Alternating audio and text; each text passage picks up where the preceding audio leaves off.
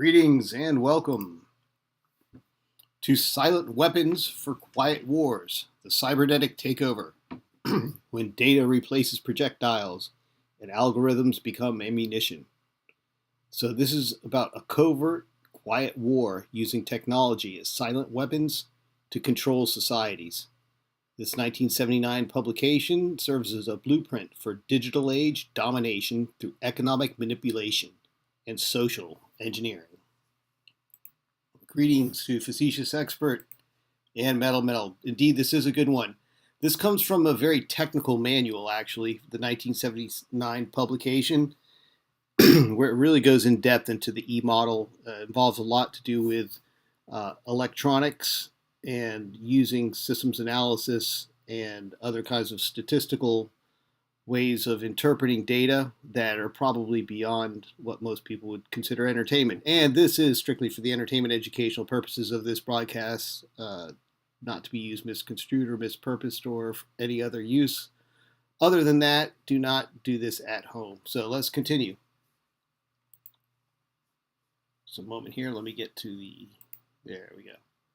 All right, so let's get to it. What I did is I actually condensed this down into a more palatable type of presentation that would make it so that it's accessible to a wider audience than its original intended what would you call it, a manual. I should say it's a manual, and it's probably something that you can get the gist of it through this presentation, and we can go in, I can show you in detail where it applies. But I really think that this will bring it all together so most people will be able to understand the implications of how this, which started in 1979, is in full operation, I believe, today. So let's continue. Some moment here. There we go. There it is. Okay.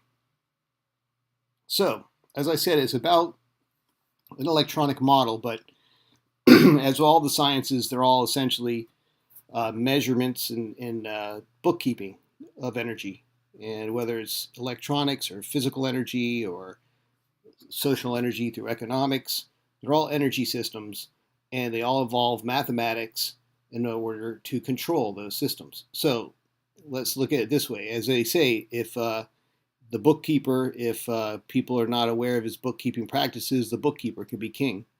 And indeed, that's what has happened. So let's look at just some basic electronic components so that you guys can get whether you have electronic knowledge or not, you can get a general understanding of the concept. So the capacitor. The capacitor is a storing component.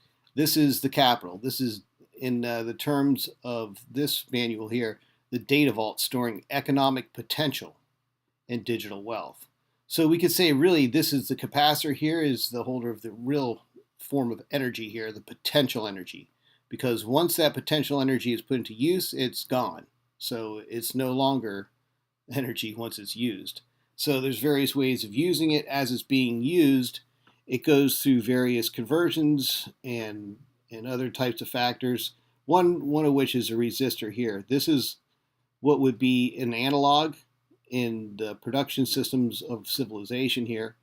It's the production of goods. So when you go from a raw material into a good, there's a certain amount of energy lost, dissipated through that process.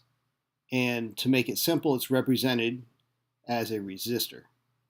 Okay, so a resistor dissipates energy as heat. It's lost. It's not used in the system. It's generally just energy wasted.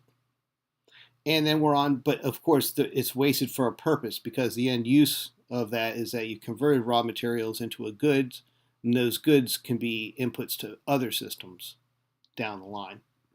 But before I get lost here, let's get to inductor. So an inductor is a way of, this is services. So this is another way of when the energy is being used, because of the current of the energy, the flow of the energy, and the change of that flow causes certain types of constructive disturbances, we should say, and it will induce an effect somewhere else.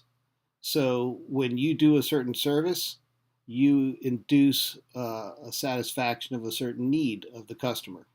So here we get the algorithmic feedback loops generating behavioral inertia. Think about that for a second. Algorithmic feedback loops. And they generate a behavioral inertia. So that's generally inertia moving in a particular direction. So an alignment here we see of getting behavioral alignments here. And it's done through an algorithmic feedback. So creating needs for services, providing services for created needs, and created services for created needs. You see where that can lead.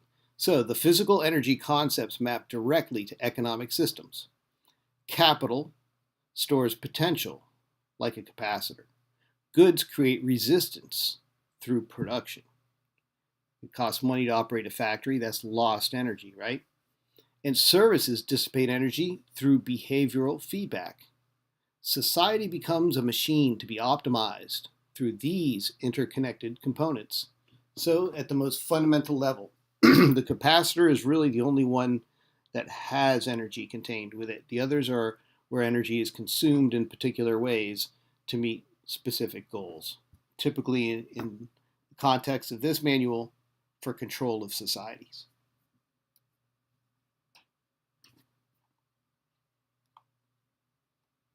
All right, so now we get on to the Rothschild's inductor, the currency virus. So, give me control over a nation's currency, and I care not who makes its laws. And that was from Meyer Amschel Rothschild. Debt and currency function as an economic inductor, creating oscillations that concentrate power. So think about this, debt and currency. So currency, think about current, and it functions as an economic inductor. So as a currency flows to debt and credit to currency and currency to debt, these changes in flow, that flux, that oscillation is being used to concentrate power. They're tapping in to those oscillations by a secondary coil or inductor. By manipulating currency supply, elites can induce economic instability and harvest wealth during cycles of boom and bust. So it's not that boom or bust are bad, it's the cycles of it, the frequencies of them, and the timing of them in ways that allow them to concentrate power. This is the Rothschild's inductor. And of course, we see here debt notes and these kinds of currency crashes and such are all part of the system of concentrating power. All right, let's take it another level up. Think of this, industrial circuits, cities as circuit boards. So we have the capacitor here, the capital, skyscrapers, storing human labor and economic potential. Accumulates wealth and resources, like an electrical capacitor stores electrical charge. So think of that, the buildings being giant stores of energy, both human capital and other types of paper capital and various other forms. Then we have the resistor, the goods. There are factories consuming raw materials and creating production bottlenecks. It dissipates energy through resource conversion like a resistor. So the factories, right, are consuming the raw materials and creating production bottlenecks. So within that process, there's creating, you could say friction, you could say a dissipation of energy, a loss of energy. But in the process, it's creating the bottlenecks that provide a way of controlling the flow so nothing gets overwhelmed by too much current coming through, right? So the resistor has a purpose here, and of course in the specific place. And then we have the inductor, the services. Hospitals, schools generating behavioral momentum and social inertia. Hospitals and schools, think about that. Generating behavioral momentum, aligning behaviors, aligning beliefs, creates feedback loops that stabilize or destabilize a system when you start to align fears and profits. All right, now we're on to the real cool stuff here the shock testing, data breaches of behavior. This is all from the shock testing that was done on aircraft back in the days of testing airframes to see if they would be able to sustain their design at various speeds and various vibrations and such that might happen when they're aloft. So this is something where when you think about the applications of shock testing, it was generally a way of testing without putting it into its actual intended use, so you prevent catastrophic failures in your prototypes and of course the test pilots for that mass specific application there. All right, let's jump over here. Greetings, Audit Them, and yes, please everyone hit the thumbs up. I know it's been a real light load on the notifications. This isn't exactly the most promoted topic as of late, but nonetheless very applicable to the moment. So shock testing, data breaches of behavior. So we look at it like this. Price shocks act as behavioral triggers to test and manipulate public response. Think about that. Price shocks, when they jump prices high or low, those are shocks, right? They're outside the norm. Statistically speaking, you'd say it's outside the ranges of natural variation. And they're used as behavioral triggers. They use these shocks, these little spikes that usually are not part of any kind of statistical pattern. They're intentionally used as behavioral triggers to test and manipulate the public response. By monitoring reactions to controlled economic disruptions, elites turn entire economies into test labs for refining social control mechanisms. Very deep. And as you can see here, there's a commodity price monitor, right? This is where they're going to affect their behavioral triggers. And then they measure customer sentiment and public response patterns statistically. Rioting, hoarding, protesting, hiding, arson, and selling. So these are public response patterns that they actively are measuring. Think about this. It seems like these are things they don't talk about as much as the spike end of the prices and things like that, because they're not part of the triggers. They're part of the measurements. So think about that too, is which topics do you hear more of, the ones on the left or the ones on the right? And of course, this is all for the consumer sentiment. And of course, when they do a shock test, they could find out how far into the critical realm it's gone, which of these, the red zone response patterns are affected as opposed to the green ones, which might be more preferable.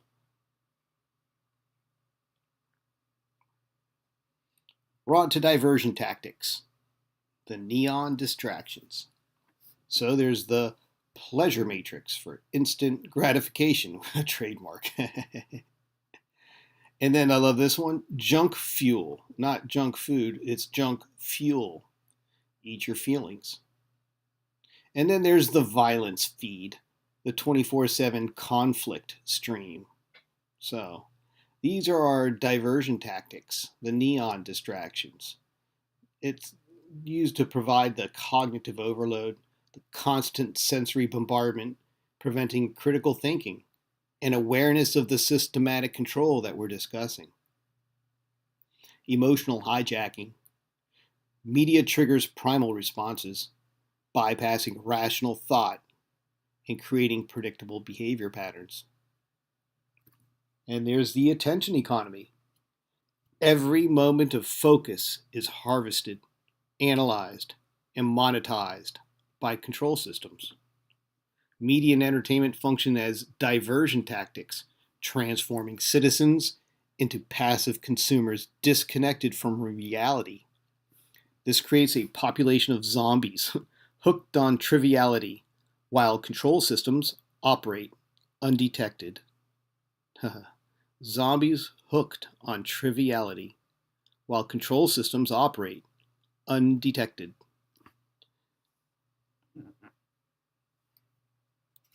jump over here to the chat. We got Bill Thomas. I will face the peril of the pleasure matrix. Yes. The instant gratification, by the way, trademarks, that means you have to pay. Otherwise, licensing, you know how that goes. All right. The consent engineering, biometric compliance. Now, remember, this is from 1979. So let's look at this consent engineering. Biometric data collection creates compliance coefficients that measure and predict behavior. Does this sound familiar? Consent engineering in biometric compliance. The IRS acts as a digital enforcer using financial surveillance to ensure population control through automated penalties and rewards. So think about that one there.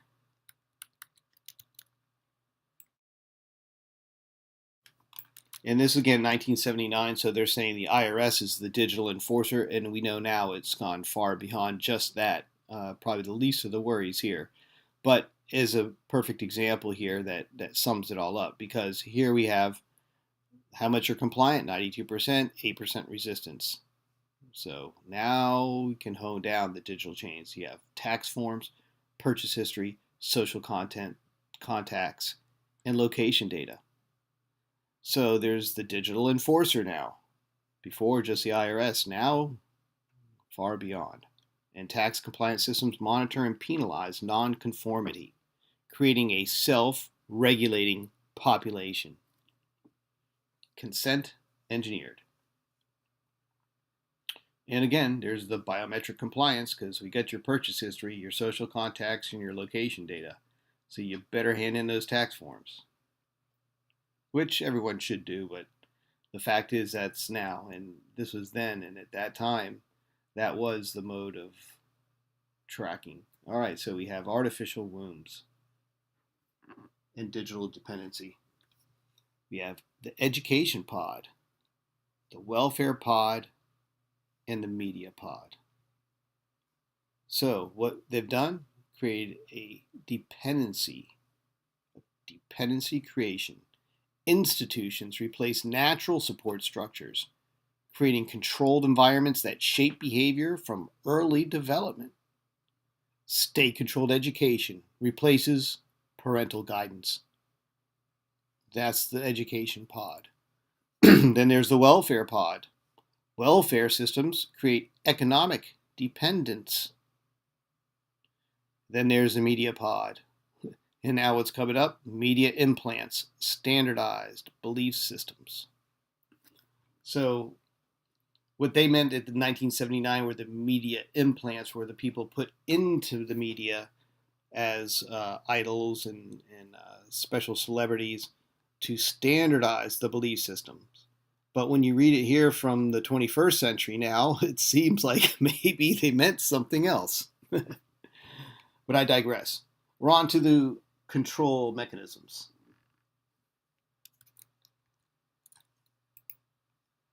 Facetious expert says penalize nonconformity. Oh yeah, that's they've got it down to a science, literally, and that's what we're discussing. So let's look at that control mechanism.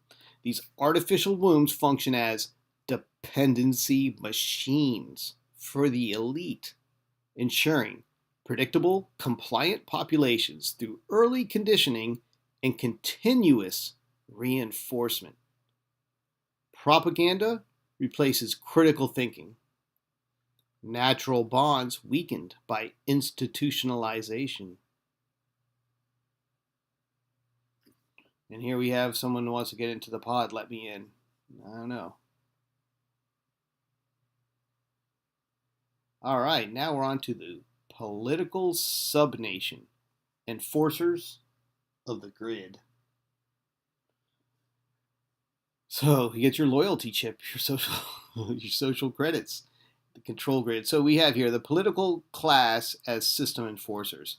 Look at it this way. The politicians function as hitmen for the elite, implementing laws and policies that maintain power structures, while the public remains unaware of the true control mechanisms. You see how this works. So you have the docile zone and the control hub. The control hub has to come over and take over those zones. So you have the senator, the mayor, the governor, all get the loyalty chip. As long as they're being satisfied, they're going to go out there and function as hitmen. They're going to implement the laws, the policies that maintain the power structures of that loyalty chip there, while the public remains unaware. That's where the control grid comes in. So the political figures are the enforcers of the grid, acting as basically hitmen for the elite.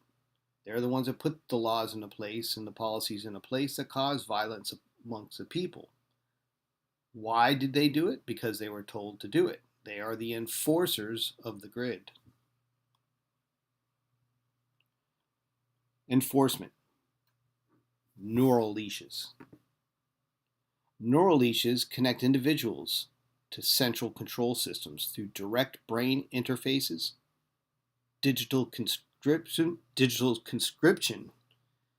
and constant family surveillance. These enforcement mechanisms ensure compliance by eliminating privacy and autonomy. So this is kind of where we're getting into here. Family unit monitoring, residence, communications, and transport. And resistance suppression. Behavioral programming and family disintegration tactics crush dissent before it can organize. And I think that's the point there to get from this, the neural leashes, that the behavioral programming from those education pods and welfare, the family disintegration tactics crush the dissent before it can even organize. And so there it is.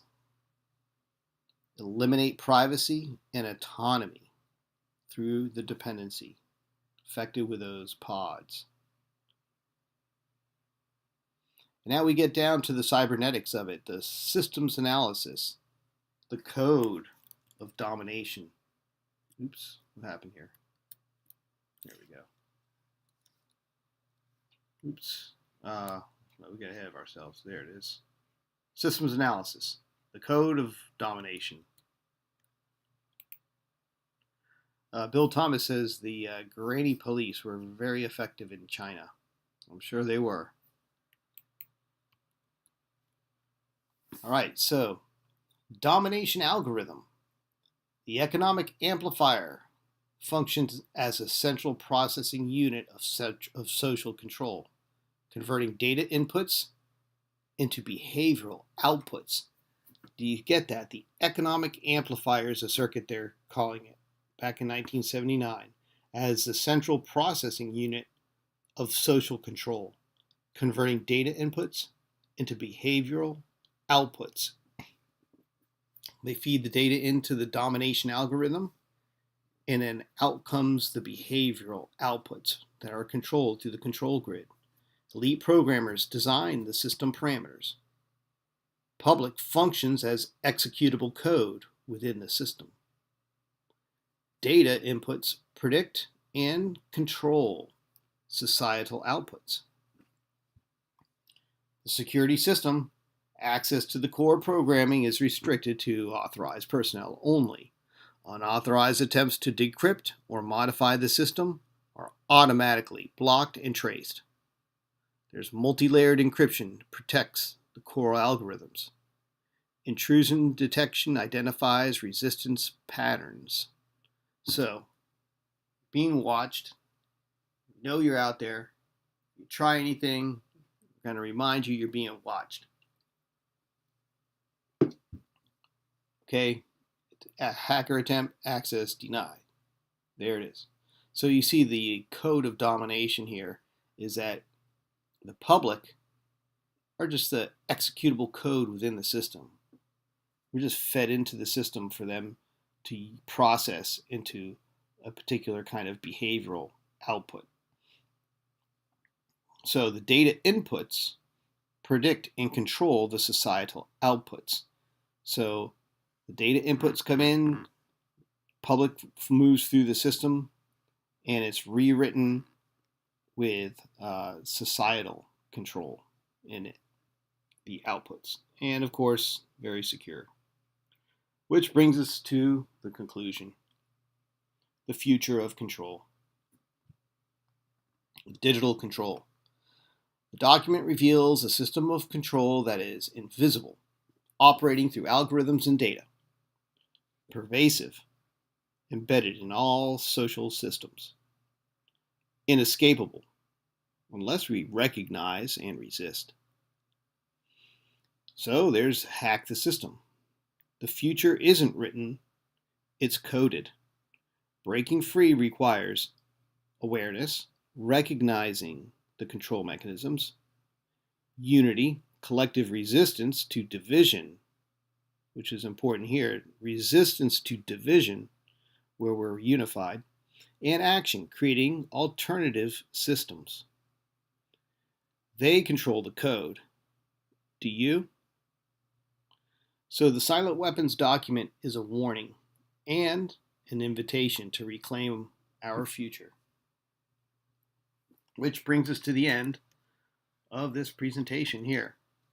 And just in case you're wondering about where some of the stuff in here comes from and how much of it I had to condense to make it watchable here, here's some of the actual text from the Silent Weapons here. This is the industry equivalent circuits diagram here, what we were talking about. Here's the block diagram of industry Q. I'm sure you all are familiar with block diagrams. And what they're showing here is one industry. Say you run a particular company. Well, you're going to have all these different inputs from other industries with power, your raw materials, all these different inputs. You're going to convert it into an output here, which might go into other industries, as they show here. As it starts to get in here, a little complicated, as you can see here. But they're using electronic models here. So they're using formulas that are familiar in electronics. And so here you can see the resistor, the amplifier, transconductance amplifier over here, and showing the direction. And you have some of these, you have diodes that show one directional of energy flowing. And as it builds up here, you're getting your formulas, which are reminiscent of a lot of electronics. And here's your schematic simplification, if that wasn't simple enough, as you can see here. But it gets on to the generalization. So you have all the math that's in this manual too. And here's how you get to your final bill of goods. Nonetheless, I find that just doing the presentation like this is a lot better because you're able to get the gist of what it's saying here and able to put you in a position where if you do want to look a little bit deeper into it, you can. And if you don't, it still puts you in a position where you have more awareness of what's going on, which is part of the system here, the Hack the System action items we have here to take control and to reclaim our future. So with that said, I'd like to thank you all for showing up and coming to this presentation for the Silent Weapons for Quiet Wars in the Cybernetic Takeover. I hope to see you all on the next one too, and for further reading, I'm sure you can find this one online. Way back when it was rather hard to find and locate, but that was, I'm gonna date myself there going that far back. Bill Thomas says, feedback control systems are everywhere and electronics makes a good analogy. Yes, electronics makes probably the best analogy for it.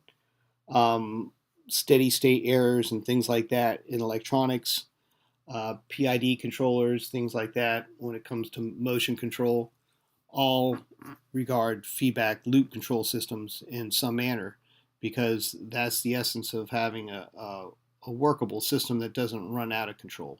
So if you want to have a good control system, you need to deal with feedback. Bill Thomas says, I am guilty of being an electrical engineer, variety of nerd. Yeah. And again, even if you're not an electrical engineer, if you're a mathematician or a bookkeeper, all this ultimately is mathematics. And that's the whole thing about energy, is that when you take energy into a science, mathematics is the best descriptor, and that's the best way for control. And again, the whole purpose with the Silent Weapons, it's a quiet war for control and a takeover of society. It's basically keeping the fruits of technology for the private as opposed to the public. So what private that is, well, we see there with the Rothschilds inductor and things like that.